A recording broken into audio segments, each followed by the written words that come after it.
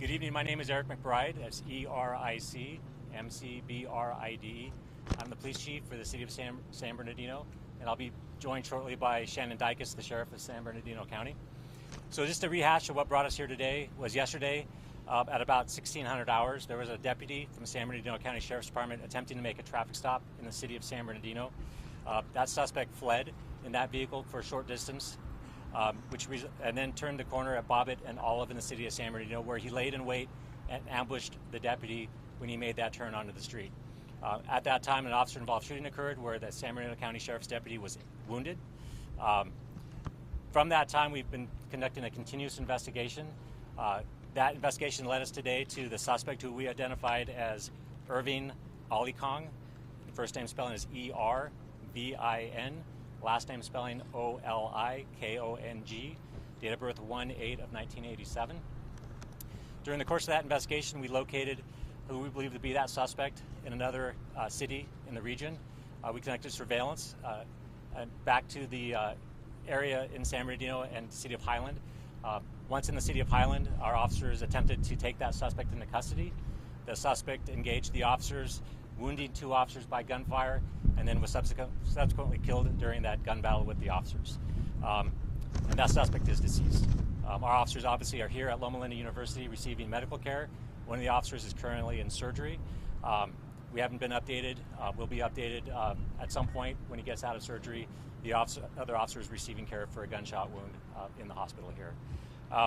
Just a little bit about the suspect, Irving Olikong, is that he was a confirmed gang member from the city of San Bernardino.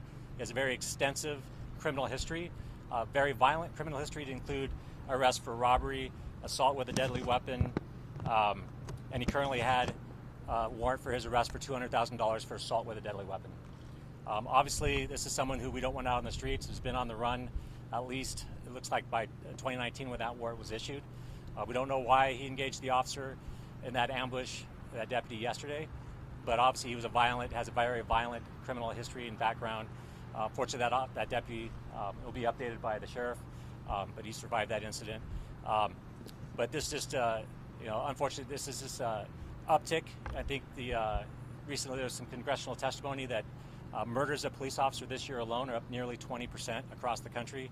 And here we are in 2 days having 3 officers shot in the city of San Bernardino, in the local area right here in the community. So I think that's something to be said. I think that there's been some failures in our criminal justice system as far as keeping these people off the street, and it's manifesting itself in assaults and deaths of police officers. So before you go, Eric, can sure. you be a little specific about the injuries, the wounds to your officers? Where were they shot? How many times? As much as you can. So the officer-involved shooting that occurred in the city of Highland will actually be an investigation that's being conducted by the Sheriff's Department. So the investigation from yesterday led us to that officer-involved shooting in the city of Highland, but since that occurred in the city of Highland, they're policed by the Sheriff's Department, so that part of the investigation will be covered by the sheriff. I don't know that he'll go into too many details, but the officers were wounded by gunfire. I'll go that far.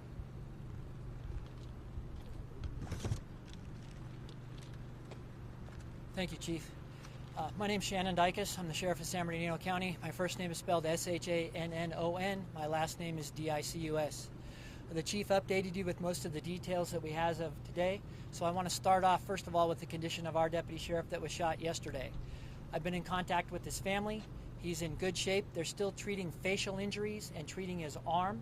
However, it does look like, and we're hoping that he'll be released here in the next couple of days, and that his condition is very stable and doing very well. Because this incident happened in the city of Highland, it is Sheriff's Department jurisdiction, so we are conducting the officer-involved shooting investigation. And I know you've received the suspect information from the chief. Part of our investigation is to actually confirm that with our coroner's office. So we'll be conducting that. As you've been involved in these many, many times, they take hours, and I'll make sure that you're the first to know once we actually have that confirmation. So does anybody have any questions for me? Chief, your SWAT officers had this guy under surveillance for a while, a couple of hours, I'm told. Why attempt to get him when they did? What was the circumstance? As I mentioned earlier, the investigation from yesterday was an actual investigation and follow-up conducted by the San Bernardino Police Department because it occurred in our jurisdiction. Right. So I won't go into tactics, but at the time that they attempted to take the suspect into custody is when they determined the best possible time. Unfortunately, things happen, and the suspects were able to engage the officers and wound 2 officers, but they determined at that time when they did it was the best time during that rolling surveillance was to take the suspect down. And you took a rifle into custody last night. What was used to assault your officers today? That's part of the sheriff's investigation. I think they'll reveal that. It was a firearm. I won't go into rifle? the detail. That's not our investigation. I actually didn't even walk the crime scene, so because it's not our jurisdiction. So I won't go into that detail. Anything involving the officer-involved shooting that happened today is the sheriff's department. I don't want to step on their investigation. Was it determined what the nature of the injuries to the deputy yesterday was? Were they gunshot wounds, shrapnel? Sure. So most of it looks like it was shrapnel. Now there is something lodged in the deputy's left arm. It could be a complete round.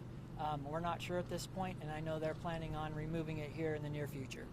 And as to your question in reference to a handgun or a rifle, preliminarily it looks like the suspect was using a handgun today. You've not had enough time to check on where he got it legally, or No, we're still way too early in the investigation to be able to get those details. Do we know what happened to that officer's vehicle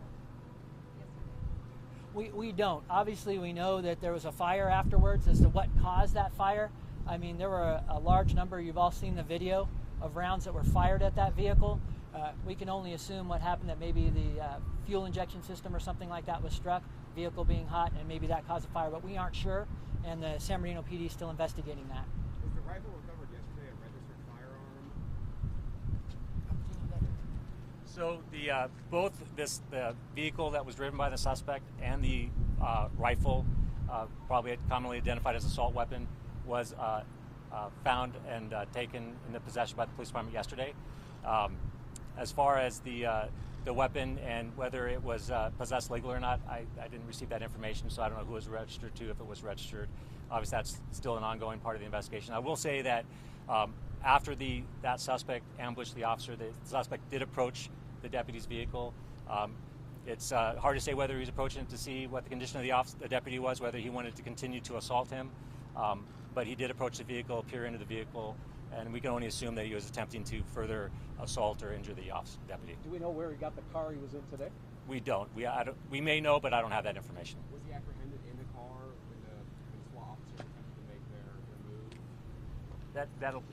move? That information will still come out as the course of the investigation. Obviously, there's officers that were involved in that still have to be interviewed and provide those statements. So we do what we get is a safety brief, essentially, at the scene, which isn't in detail from the officers. That'll come out during the course of the investigation.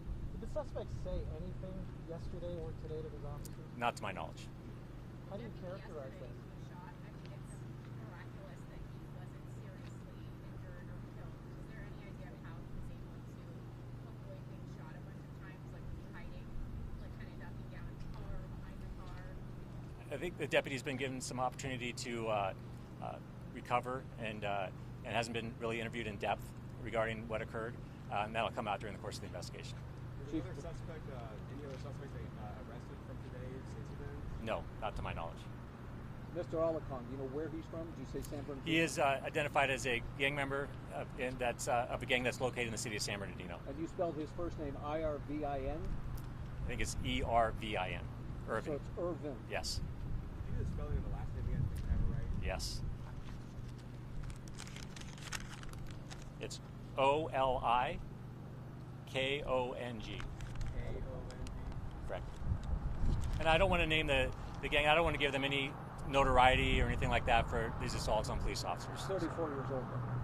You know, I didn't do the math on the, but yeah, I'll trust you. Thank you. How do you characterize the last 30 or so hours? I mean, this is sad. Yeah, I think that just the fact that we're having these assaults across the country.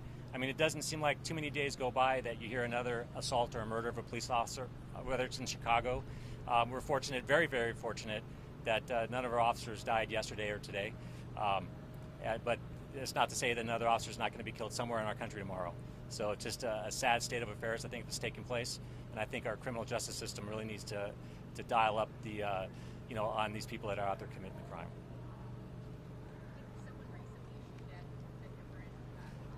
Yes, last week we had another person that we're currently trying to locate that actually at a traffic stop fired around at one of our officers which struck the driver's side vehicle, the round was stopped by the ballistic panel that's inserted in the car doors. But yes, that was another assault with a firearm of someone who attempted to murder another police officer in the city. Different suspect, different incident. Thank you, Chief. All right. Any other questions, folks? Is there anything more to learn about the nature of the traffic stop from yesterday? What initiated it? No, again, just like the chief said, the deputy is recovering. We'll be able to interview him thoroughly. The traffic stop was called out to dispatch, which is normal protocol and procedure. And there was a very short pursuit because the suspect failed to stop. And then, of course, you've seen the video since. Folks, this is the third deputy I've had shot in the last 6 months. To echo with the chief's concerns about what's going on in this country, we've become a suspect-centric. It's all about the suspects and not about the victims. And in San Bernardino County, we're about the victims. We're going to make sure we stand up and we take good care of people. And as you see, the deputies and police officers in this county continue to roll out and do the job day after day. We're going to continue to do so. But we definitely need to take a look and know who the heroes are in these situations. So thank you for your time, and we appreciate all of you.